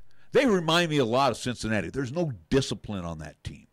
Yeah. And it happened yesterday when they had that controversial touchdown in the end zone, which turned into a fight after it was all said and done. Matter of fact, Leonard Fournette got thrown out. I mean, the guy had 95 yards rushing before he was tossed from the ball game. He got involved in the fight. I think that's just more so of frustrations from this Jags team that had a lot of expectations. Again, this was a team especially fueled by one Jalen Ramsey going, hey, we're a Super Bowl contender. And now, did anyone kind of believe that? Maybe in the little small, at least outreaches there in Jacksonville, but I think across the nation, Jags were a playoff team, and I'd have to go back to our picks. I think I had them as a possible wild card, maybe. I doubt it. But it was a team that was not winning the AFC South at any point in time. I at least in my opinion, it's a team that it's not Super Bowl level. They have loads of issues. They need a lot more pieces than what they have right now. Again, they are a Blake team. Bortles as your QB. Well, they're a team now of wait till next year. I don't even know if they're even good for next year. Well, I know, but this season's done. Is Jalen Ramsey even going to be a part of the Jaguars next year? I think he again, the guy who's who's a head case right now, I think he's probably out of Jacksonville next season. In my opinion. Well, with the loss, the Jags fall to 3-8, so they're toast. They're toast in the South standings right now. The team that is hot as all get out is the Indianapolis Colts. Won their 5th straight yesterday. Rallied back to beat Miami. Again, I think credit goes to Andrew Luck of what he is doing so far for the Colts. Again, guy that a lot of people expected this out of. Again, obviously with injuries. Good. Well, I'm just saying this is why the Colts went after the guy is because, again, he has this level of talent, and he's now showing it this season because he's finally 100% and very healthy. This does, however, come at a surprise for me, at least for the Indianapolis Colts. This is a team I still felt like they were a year off from kind of entertaining to what they're doing this season. But also, too, they're kind of in the same realm right now as the Chicago Bears, where I thought that team as well was a year off from making any splashes in the NFL. But I think the Colts right now, they're contenders for the AFC South. Will they do anything if they make it to the playoffs? Probably not. I think it's a team that might be, if they are to make it to a wild card, they're probably one and done. I don't think it's a team that has anything to make it, at least make it past that wild card. Well, the team in front of them, the Texans, have won 7 in a row. So, I mean, they were 0-3 to start the season. So. And this is a Texans team that I anticipated. This is a team that I expected last season, then is at least showing up here. Texans, yes, they're very good. Are the Texans good enough to upend a Kansas City team? Are they good enough to upend a New England Patriots team if, again, come playoff time? And I think the Texans are going to make it to the playoffs. I think that's a guarantee. But, yeah, I don't think so. I really don't. I think the Texans, they might be, as I keep on the theme with a year off, that's a team that may need a few extra more pieces, something to do in the offseason, add a little bit boost to that defense to help out a J.J. Watt and other notables amongst that defense. Then, yes, I think Houston as well, again, with Jackson, yeah. I think this is a team that could be for real next season. Are they this season? Could they upend a Patrick Mahomes-led Kansas City team? No. Tom Brady? I don't think so. They'll be competitive, but I don't think this is a team that's going to make it to AFC Championship or Super Bowl. So you mean talking about Deshaun Watson? Watson, yeah. The quarterback for the Texans? Okay, you threw me off there. Yeah. Anyway, for the Bills, and welcome back Josh Allen, they won their 2nd row. They're 4-7. And, I mean, that's a lot better than what I thought they were. Yeah, I mean, and hopefully go figure Josh will have some more good ball games. I'm sure as we're talking right now, he's soaking in a nice warm tub after all the hits he took yesterday. Go figure that they're a better team than what the 49ers are and the Raiders are. Well, now let's get to that here in just a second. You have the Denver Broncos. They won. Who survived yesterday and won. Come from behind victory against the Pittsburgh Steelers at home. I will have to toss in again at Mile High, where Pittsburgh does struggle. They have struggled. Pittsburgh as a franchise. They had a chance to tie that thing, and again, you could tell it was a almost a busted play to the point of, well, we'll ad-lib it, and Big Ben threw it right into the waiting arms of the Broncos. Like I said, they credit to Big Ben and that Steeler crew at offense. They drove it down. They were there. They had the opportunity, and just, again, it was just that one quick kind of lucky play that Denver gets the INT and game, set, and match for the Denver Broncos. But we talk about Craig Bull, where his hot seat's kind of cooled off. Oh, definitely. Vance Joseph, you thought he was going to be gone by this time. I figured he would be gone by at least when they were heading out to Santa Clara, so that's December 9th. It's not looking like it's going to happen now. No. He probably saved the last 2 wins over the Chargers. I still don't believe that the Steelers. I still don't believe this Denver team is making the playoffs. I still go by that they're a 500 team, and if that's good enough to keep Vance Joseph as the head coach there in the Mile High City, then so be it. They are. I think I still, again, sure, you got your wins here and there, but other than that, again, this Denver team does not prove to me, it's not proven anything yet that it can roll off 4 straight or roll off 5 in a row to kind of entertain of here's 10 wins or, again, enough to make it into a wild card position. I don't see they're not catching up to Kansas City. They're not doing that. Let's be honest. Kansas City is already won. I'm just from San Diego. I mean, LA Chargers.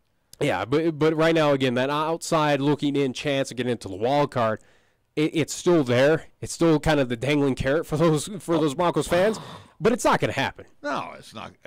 Again, the Broncos, I at least of this season, I at least equate to what the Nuggets did last season of, hey, let's entertain that we could possibly be a playoff team. Here it is come later on in the season, and then it kind of gets the rug yanked out from those fans of going, nope, we're going to sit in the offseason and just kind of not doing anything. Who do the Broncos have left? All right, they got the Bungles. They got the Bungles here this weekend. Could win. After seeing what the Browns did to Cincinnati, I think they could beat They could win there. Let's see. They go to the 49ers. Definitely are going to beat the 49ers. 49ers suck. They lost to the Buccaneers. The 49ers have loads of problems. So here we go with the Broncos now at 7-6. We got to get Pat back on there. He's going to make us look like a fool. He thought they were about a 500 team. We said, no, they're not going to be a 500 team. Then they got to go up against the Browns at Mile High. I don't think they'll beat the Browns. Are better. I think the Browns are a better team than the Broncos. I really do, especially of what we're seeing right now. This Browns team, they have new life after losing, at least getting rid of Hugh Jackson. This is, and again, even listen to the comments, post-game comments by Baker Mayfield. It's almost like this whole team has a new life of not being under the regime of Hugh Jackson. There was not a nice little huggy there either between Baker and Hugh Jackson. I don't anticipate that. It was a shake into the hands, and then we'll see you later, pal. Yeah. So then they get the Brownies, and then they got to go to the Raiders in Oakland. They should win that one, but it is a rivalry. Could Derek Carr or could those Raiders surprise a Denver team? Absolutely. We've seen that in the past many a time when those lower echelon teams surprise and take advantage of that divisional rival.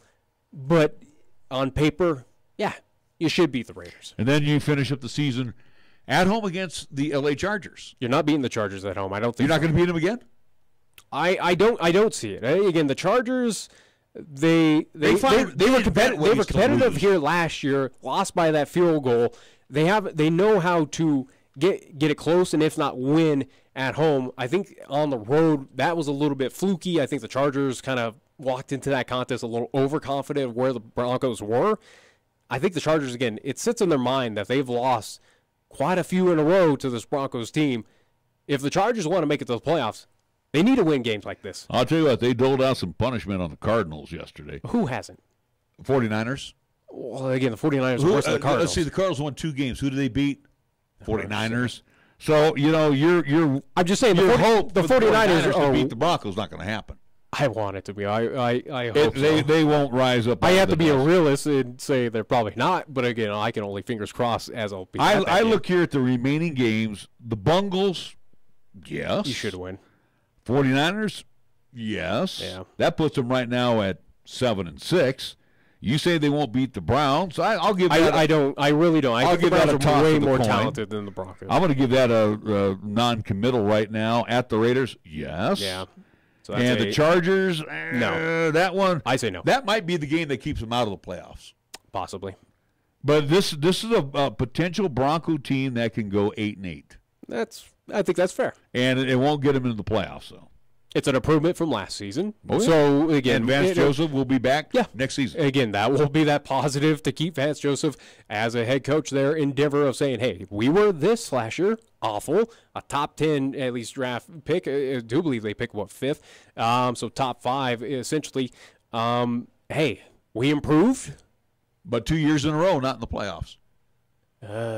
Yeah. Bronco fans don't like that. No, yeah, the Bronco fans are already upset as is right now with what Vance Joseph is doing with this franchise. But I think in the eyes again of a John Elway, John Elway has said, "Hey, he's our guy. Case Keenum is our guy." Well, these are your guys, and they are technically improving from where they were last year. You have, if they are to win these contests going forward, yes, you have improved, so I guess that's enough to say, okay, the little experiment with these two is somewhat working. And it leaves at least the outside possibility, or at least the chances in the offseason to go, all right, maybe we look at other pieces. Maybe we look at a Jalen Ramsey to bolster on that defense that's getting a little older. I'm just saying, again. No, I know what you're saying. I was like shocked that you even said that. Yeah. You know, or either there is a Reuben Foster available from the 49. Well, he's not a 49er anymore, but maybe you want to pick up a Reuben Foster. He got released by the Niners. Thankfully, again, after what he did, a domestic abuse incident, I think 49ers and GM John Lynch, that was the best decision you can make. So, you know, I'm looking here, and matter of fact, it was even said last night on national television by one Chris Collinsworth, like the guy or not, and basically just had said that the Packer ownership is probably at wit's end on Mike McCarthy. So losing last night to the Vikings, to me, pretty much wiped them out of the playoff picture. Green Bay is not making it. But I also look at Atlanta. It gives, if anything, last night's game gives Minnesota a slight hope to make it to the playoffs. And get past the Bears. Yeah, I really don't think so, but it gives them a slight hope right now to probably entertain a wild card. Well, anyway, so I'm looking at the Packers are probably wiped out of the playoff division, and then I'm looking at the Falcons. Definitely they've lost their last 3 in a row. Yeah. Carolina better watch their P's and Q's. They might be next.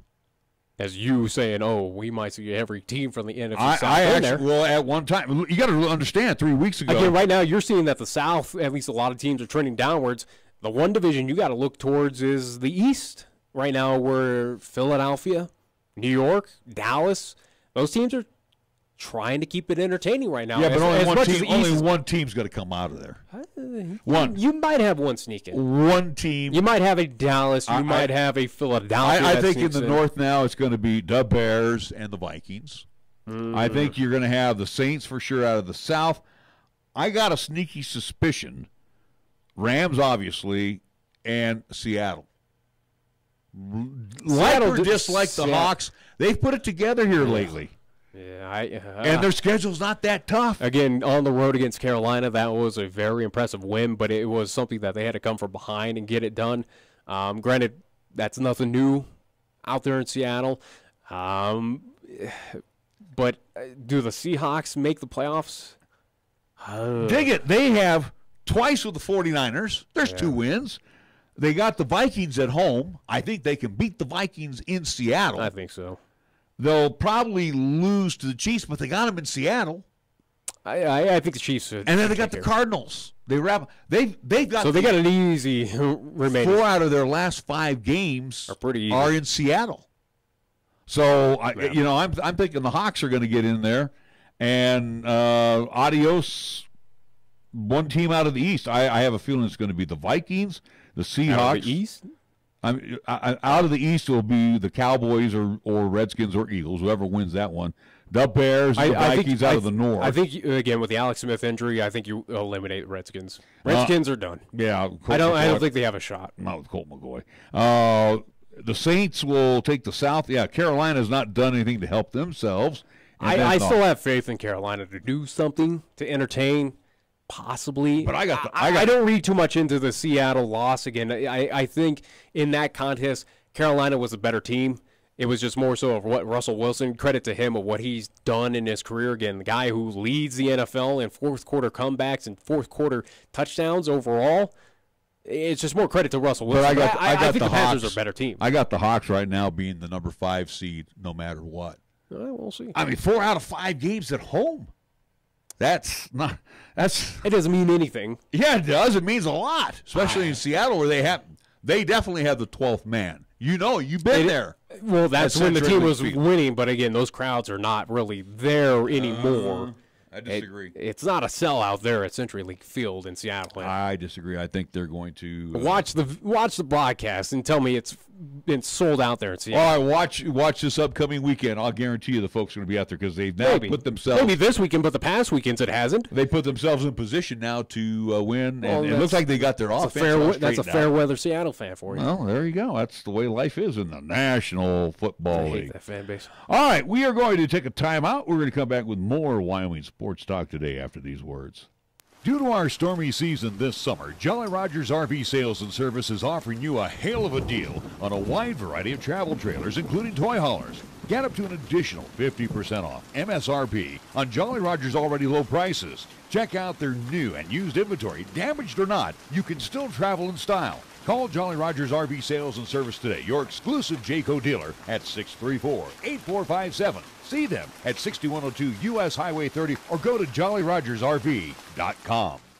Wisdom, expertise, compassion, qualities that are the foundation of Cheyenne Urological. With Doctors Bryant, Everett, Gajewski, and their highly trained staff providing top quality treatment for prostate cancer, urinary tract infections, kidney stones, impotence, and incontinence, you can trust Cheyenne Urological to give you the highest quality urinary care. Now offering the latest in robotic surgery, call Cheyenne Urological at 635-4131.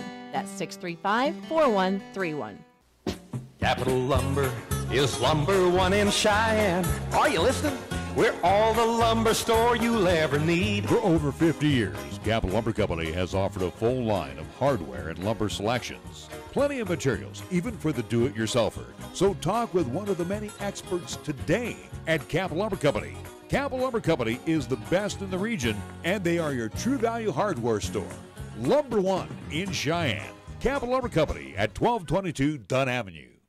Cowgirl fans, basketball season is here. The Cowgirls return to the AA on Tuesday, November 27th to take on Montana State. Tip-off is scheduled for 6:30 p.m. Single game tickets are on sale now, or you can pick any 4+ games this season and save with a Cowgirl basketball mini plan. Get your tickets today at GoWIO.com or call 307-766-7220. We'll see you in the Arena Auditorium on November 27th as the Cowgirls take on Montana State. Here's the latest weather forecast on 1480 KRAE. Weather-wise for today, sunshine. Expect a daytime high of 41. Mostly clear for tonight with our low down to 22. Mostly sunny and breezy for tomorrow. We're calling for a daytime high near 50. Mostly cloudy and breezy Tuesday night with our low down to 30. And for Wednesday, partly sunny. We're expecting a daytime high of 49 degrees. You bleed brown and gold? So do we. Wyoming Cowboys football and basketball is always front and center on this show. This is Wyoming Sports Talk Today, and it's here on AM 1480 KRAE.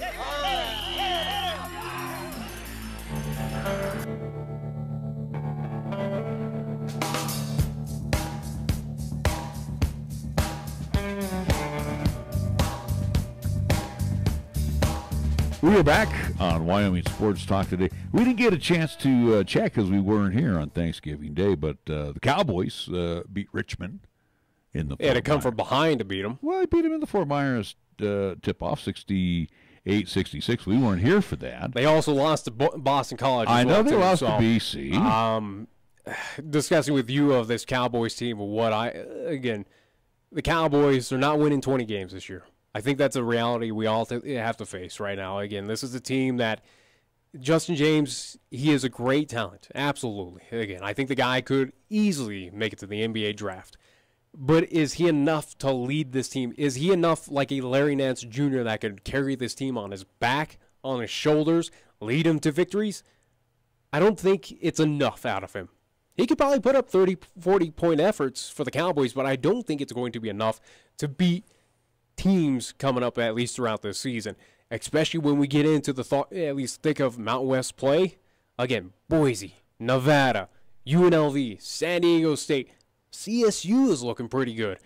I don't see that the Cowboys, it's going to be a rough season this year. Right. Again, this team who is picked to finish 7th in the Mountain West, I think that's fair. Yeah, I think they may do it. They are, what 2-4 right now, so they will take on the Evansville Aces. A lot of season to go, but it's you can't be losing to a Niagara. You can't be losing. I know, but they're going to be in Evansville. We'll see how they do at the Ford Center in Evansville, Indiana, coming up here on Wednesday night. Even in this preseason, it's pretty tough. Again, when you're going to host Northern Colorado, guess what?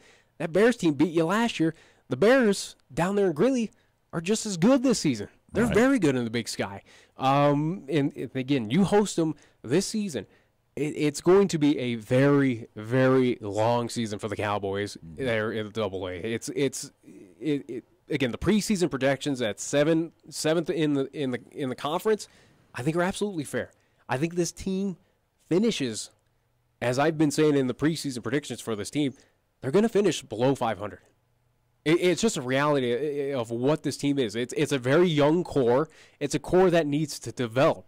And I think this is that season where they're going to take their lumps and hopefully learn from it and tune it into next season. Because they're not doing anything this season. It's just that harsh reality that we have to face. Now, if you look on the other side, though, for the Wyoming Cowgirls, yeah, they had their one little slip-up. But I think for the Wyoming Cowgirls, this is a very good team, a very talented, a very consistent Cowgirls team that Joe Legursky puts out there year in and year out. They know how to win. And I'm full on confident that this team could. Is it a team that makes it back to the NCAA tournament? What I've seen so far of the games early in the season, obviously it's too early to judge, but I think losing one Liv Roberts, who was a phenomenal athlete last year, a phenomenal leader for that team, I think losing her is going to be felt throughout this conference season, even into at least the Mountain West tournament there in Las Vegas. But this is a team that could entertain, could maybe do something special in the NIT. I have hopes for the Cowgirls. If anything, if I had to pick and choose of what team do I believe in, I full on 100% believe in the Cowgirls. They could do probably something special this season. I think it's a team that could flirt around with maybe 1, 2, or 3 positioning in the Mountain West. All right, cool. I guess you have nothing to say. Perfect. No, I agree. Glad you brought up the topic to have nothing to discuss about. You basically took all the words out of my mouth, so I'm not going to say anything more. I agree with you. Looking at college football over the weekend, got a chance to watch quite a bit of college football. Got to watch a pathetic Nebraska game. Oh, but they almost came back and beat Iowa. They weren't going to beat Iowa. Well, they gave it a shot. I mean, they lost 31-20. But I guess they did lose by a field goal. But the key element this weekend was the loss by University of Central Florida.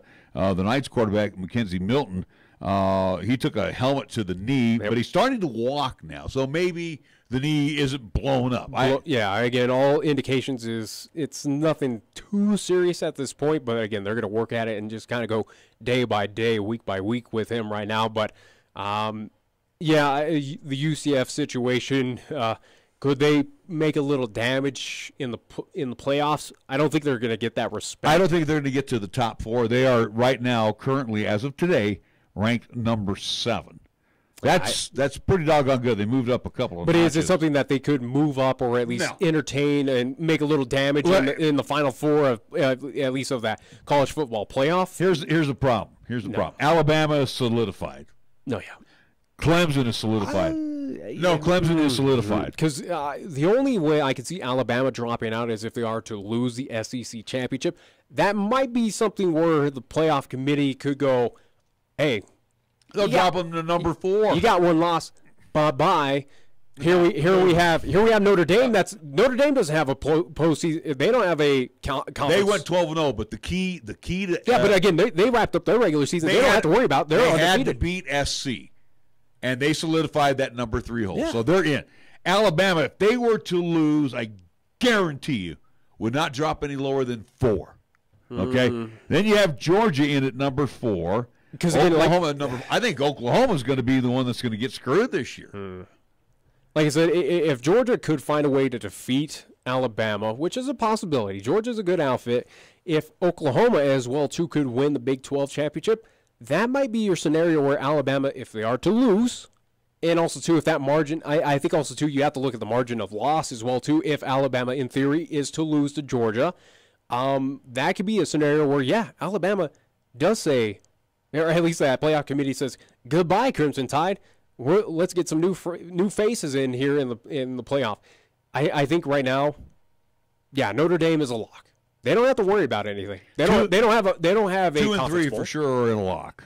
Clemson and Notre Dame. Clemson, they don't really have a whole lot of opposition in the ACC title game. So, Clemson, absolutely. But I think the SEC championship game is definitely Pitt. They're terrible. They lost as well. But I think the SEC championship is something to look at very closely. If anything, if Alabama is to lose, that could cause a little rift in the playoff. Well, here's one of those 4 teams. Let's just say, for argument's sake, Alabama wins. If Alabama wins, it depends on the margin of victory to Georgia. If they beat Georgia 30-27. Here's another thing as well, too. If Georgia is to lose to Alabama, could that also, too, bump them out? I think that helps them out. Yeah. And that moves up those other two of, again, Oklahoma and Ohio State and University of Central Florida. Here's the problem. Central Florida is not going to move over Ohio State. No, Ohio State. UCF, as much as they deserve it. Yeah, I think they deserve to at least entertain the playoff. But are they going to get that shot out of all of these factors? No. I think odds are well against them, and they need a lot of help. They need the Alabamas of the world to lose. They need Clemson to get upset in the ACC title game. They need Oklahoma to lose. It's just not. It's not going to happen.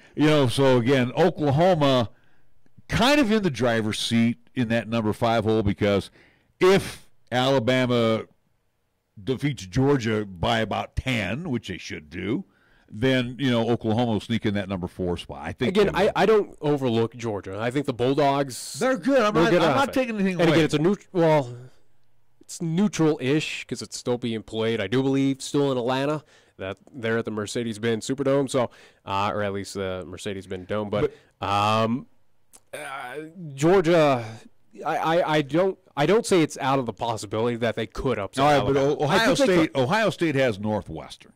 So don't think that. I don't think Ohio State, as much as the Michigan victory at home was impressive this past weekend, I don't think Ohio State has enough in their, at least, I don't think they have enough to sneak in. Well, they're going to need Alabama to lose. They're going to need Clemson to lose, or they're going to need Georgia and Clemson to lose, and Oklahoma. They need a lot of help. Don't see it happening. But then again, stranger things happen. UCF is the team that gets hosed. Jim Harbaugh and his Michigan Wolverines, they're the ones who lost out. You want to talk about they didn't get hosed. That was on their own fault. That loss was like about $7 million worth of loss for them. Yep. Against they were Ohio State. lock pretty much to be. The revenge tour did not. You slipped up on the final game that you needed on the road against Ohio State. What a contest to just basically just roll over and die for the Wolverines, but. Michigan. That loss is only on you. The Wolverines just played pathetic there in Ohio. But Boise State representing the Mountain West, they're 19. Fresno State snuck in at the number 25 hole. Like I said, I think top 25. I think Boise, if they are to win again at home, and they've done it already against Fresno State. They've done it last year as well too in the Mountain West Championship. That's only going to vault them higher up in the top 25. I think that's where, for the Cowboys, you want to root for the Broncos coming up, of saying, hey, they're going to move up in the rankings. That's going to get a lot of respect from those New Year's Six Bowl committees of going, hey, come down to the Fiesta Bowl. Boise, you've already been to the Fiesta Bowl how many times? Come on back. Come on back and play down here. I think right now, if you are a Cowboy fan, you got to root for the Broncos to get that victory, so they move up in the top 25 standings. So they get an at-large bid. They get that at-large bid that frees up more spacing in the Mountain West bids. All right, so right now, today, if we were going to have the Bowl Championship Series, Alabama, Clemson, Notre Dame, that would be the new face of this year. Well, you have 1, 4, 2, 3. Or are you just naming all 4? No, I'm just naming the 4 teams that are in. But let me ask you again. Are you getting kind of bored with Alabama being there? Oh, absolutely. Are you getting bored with Clemson being there? Clemson's. I mean, Devon's done a great job. I'll give him his. Clemson is been there, done it for quite some time. But again, Clemson it's a school that's finding this. Again, Clemson of recent years, or at least has been very good. But there's been times when the Tigers were nobodies in the ACC. They were looking at Florida States of the world. Yeah, I mean they've gotten Florida. So Florida State I have no issue down. with Clemson. You know, and then you look at Notre Dame. Notre Dame. I mean, that's they've been there, done it. But this is kind of they're new. At least they're new to the. They're new to the series. I don't think. Right now they'd be the number 3 seed. Going by this, they'd take on Clemson. They would take on Clemson. I don't think they have enough to beat Clemson. I do.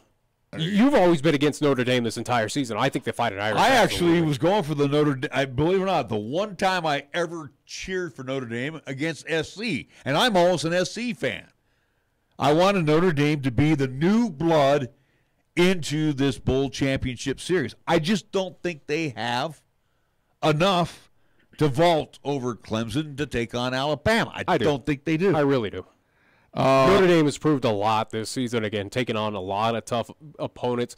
I think Notre Dame, they are for real. But I think I think the real question for Notre Dame is, I think they beat Clemson. They could take care of Clemson, but can they beat an Alabama team? That's a question I'd have to pause. But it goes back to you talking about Georgia. Say Georgia beats Alabama. Which is a strong possibility. Yeah, but again, Alabama is not going to drop out of that top 4. I guarantee it. Something tells me you would have to. No, you would have to drop them out because, again, if I think Oklahoma is going to be the team that gets screwed out of this. I really don't. I think you can't. That one granted, loss you can't is going to haunt them. You can't fault Alabama losing in the title game, but also too, you can't hurt if Oklahoma is to win their title game. They draw Texas. Oh, by the way, and they should beat Texas. The Longhorns are nothing special.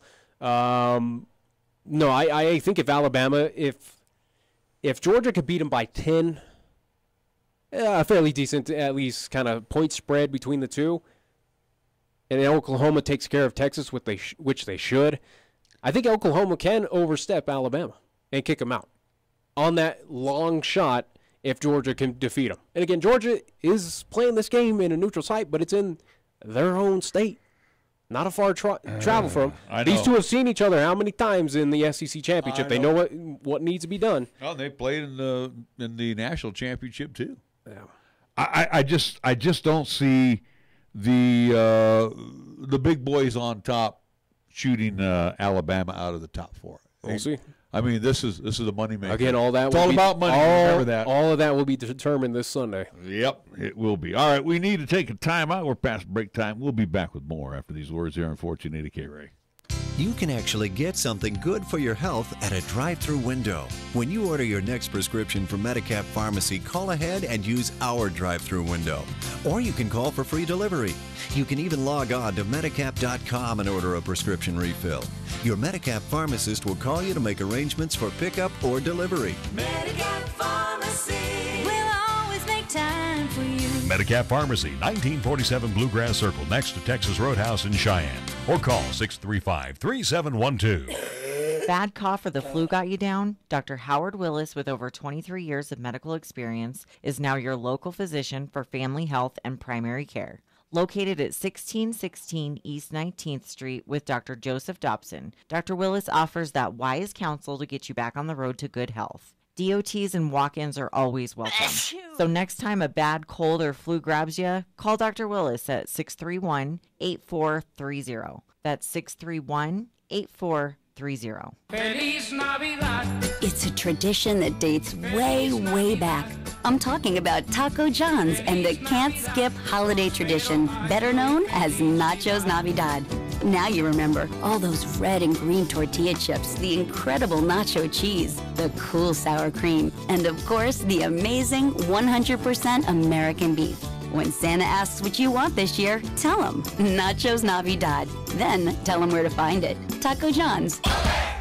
Shopping for the golfer on your Christmas list is really easy when you stop into the Airport Golf Shop or the Prairie View Golf Shop. Right now, enjoy savings up to 50% off on selected items throughout, and remember, gift certificates are always available. Or talk with Mike and his staff about golf repair or re-gripping the clubs for next season's play. From golf balls, apparel to golf clubs and more, do your holiday shopping for the golfer today at the Airport Golf Shop at 4801 Central Avenue or the Prairie View Golf Shop at 3601 Windmill Road in Cheyenne.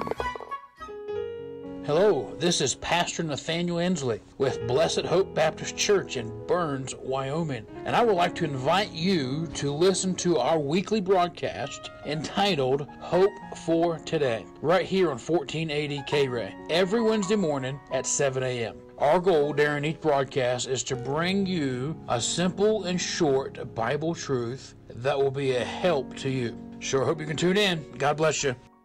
Style and value come out strong on the newly redesigned 2019 Kia Forte. AJ Miller here for Kia of Cheyenne, and the Kia Forte has new performance improvements and technology innovations that rival the competition, and Forte is priced less. Right now, during our Light Up the Holiday sales event, you could save even more on the new 2019 Kia Forte. Compare Forte to Cruze, Corolla, or Jetta and see that the Kia Forte offers you even more for less money. Come by or go to KiaofCheyenne.com and we'll make it easy. When you say Mondello Pizzeria, think authentic Italian. When you say Mondello Pizzeria, think made fresh from scratch. When you say Mondello Pizzeria, think great pizza, delicious Philly cheesesteak, superb hot and cold Italian sandwiches, meatballs, sausage, and special subs, calzones, crisp salads, and great service. When you say Mondello's Pizzeria, think unmatched Italian taste. Mondello's Pizzeria, 1507 Stillwater Avenue, your only true Italian stop for lunch or dinner. Here's the latest weather forecast on 1480 KRAE. Weather-wise for today, sunshine, expect a daytime high of 41, mostly clear for tonight with our low down to 22. Mostly sunny and breezy for tomorrow. We're calling for a daytime high near 50. Mostly cloudy and breezy Tuesday night with our low down to 30. And for Wednesday, partly sunny. We're expecting a daytime high of 49 degrees. We're taking Cheyenne, Wyoming Sports Talk Radio to a whole new level. This is Wyoming Sports Talk Today. Don't look at me. I think these people are completely nuts. Stop this crazy thing! And it's only here on AM 1480 KRAE.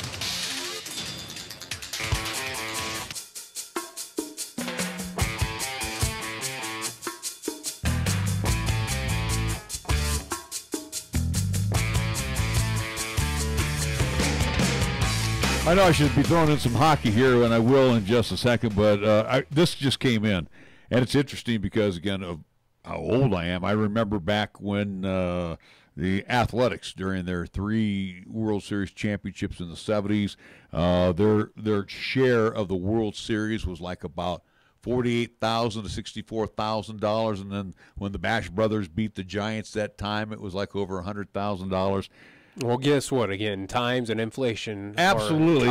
Here we go. Postseason share on the World Series champion Boston Red Sox was worth $416,838. That's actually down from Houston's share. That seems a lot less than what I would anticipate. Think about the minimum baseball right now. Rookies makes about $550,000. Yeah, they make more than that, so it's kind of chump change. That's why, to me, that number seems way, way low for what would be a share of at least monies. I figured it'd be somewhere floating in the millions. Well, a share for the Dodgers was worth $262,027. Dodgers don't deserve any that money. That was actually up $3,000 from last year. The Dodgers don't deserve any money. How pathetic they played in the World Series. So here's the rest of the monies that were doled out.